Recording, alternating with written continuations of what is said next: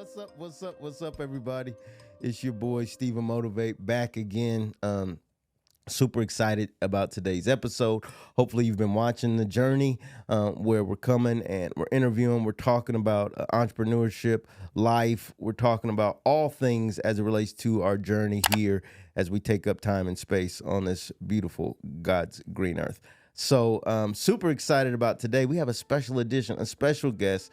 Good friend of mine. I call this guy my chief consultant. There's not a decision I'm making in business where I'm not talking to him. He's also my coworker and actually boss as it relates, to that. And just a good guy in general. He's taught me a lot about fatherhood, about living life. He knows all types of, you ever meet a guy that just knows stuff?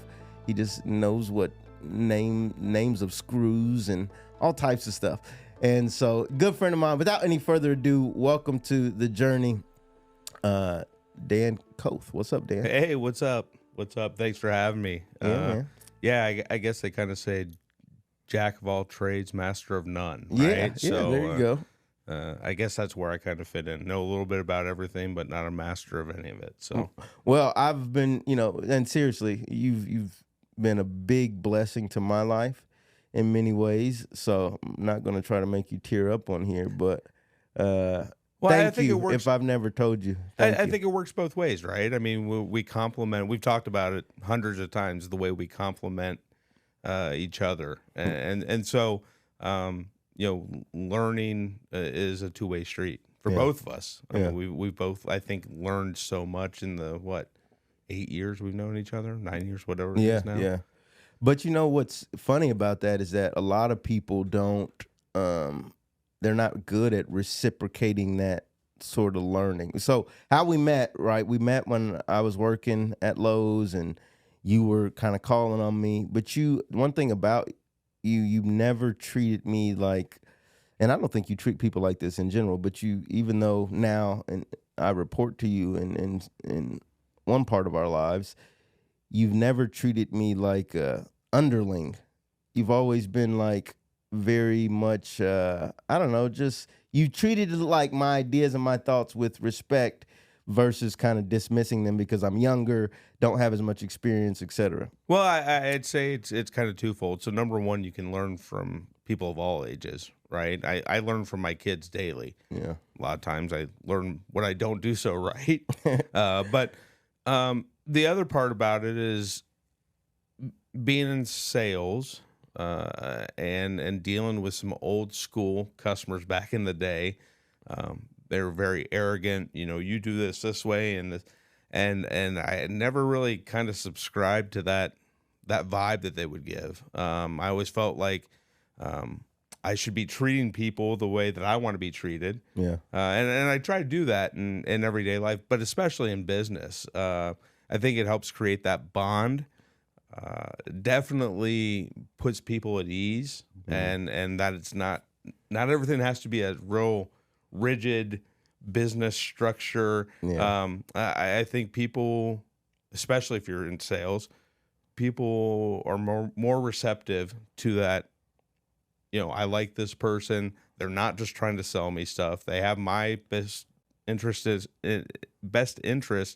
at heart with my business. Yeah. And so it really helps build that bond with either your customer, your coworkers, whoever it may be. Yeah.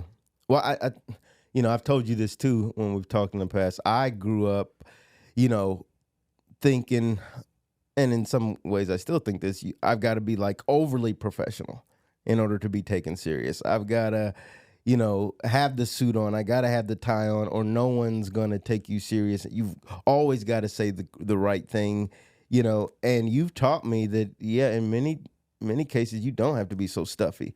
Yeah, you don't have to be. I mean, there's a time and place, right? And Yeah. I think that's what it comes down to is, especially at work, I like to joke around. I like to have a good time. I don't want to say I'm unprofessional, but I wouldn't be considered what most would consider professional at all times. Yeah. Again, I like to joke around and have a loose atmosphere. I think you truly get to understand people, and especially from a business standpoint, I think it's not always about money. Don't get me wrong, the money is a big part of it, but certain people want certain things out of going to work every day, work-life balance, or a relaxed atmosphere where they're not on edge all the time, or they feel like they have to report exactly at 8 a.m. and cannot leave before 5 p.m. or whatever that may be. I think you get a lot more productivity out of people and yourself if you're not as on edge. Yeah, not on edge. No, that's great. How much, and we've talked about this, how much do you think this is connected, or maybe I've only mentioned this, is connected to race? Because with you being a white male and me being a black male, I brought this up to you. I'm like, well, maybe you feel more comfortable because maybe you haven't had to, or you don't even, maybe whether it's true or not, whether people are racist or not, we're not even dealing with that. But the preconceived notion that if you're a black male and I'm going into a business or I'm about to make a sale, that I've got these notions in my head that I've got to be on edge. Because how much do you think that plays into the fact that you've been able to kind of relax and teach me to relax because of the color of your skin? Well, yeah. So you and I have had numerous conversations about this, and I think I've told you plenty of times, just be yourself, because I know who you are, and it doesn't matter color of your skin or how you dress. You and I dress totally different, especially for business, right? Yeah. I very nicely. Oh yeah, and I've complimented your whole family dresses nice. I go, I'm jealous. I don't have that sense of style. But at the end of the day, I think being who you are is the most important. Yeah. At least I know who you are. You're a good guy. You mean well. That should shine through in every business, interaction that you have. So I personally, with the difference in the amount of color that we both have or don't have, you know what I'm saying?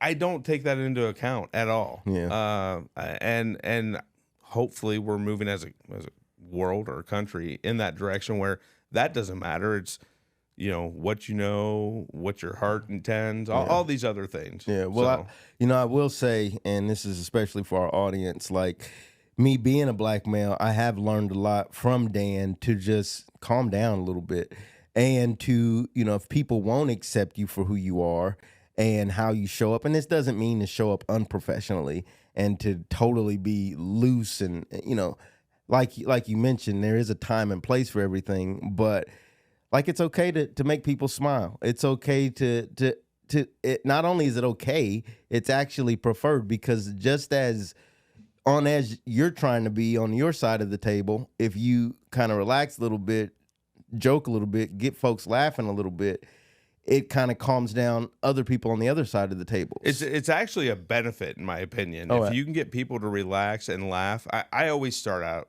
with a joke of some sort. Most of the time, it's self-depreciating joke, something about me, or whatever. It helps people feel at ease. I don't do it for that reason. I do it because that's who I am, and I like joking around, and I'll make fun of myself, and it's fine.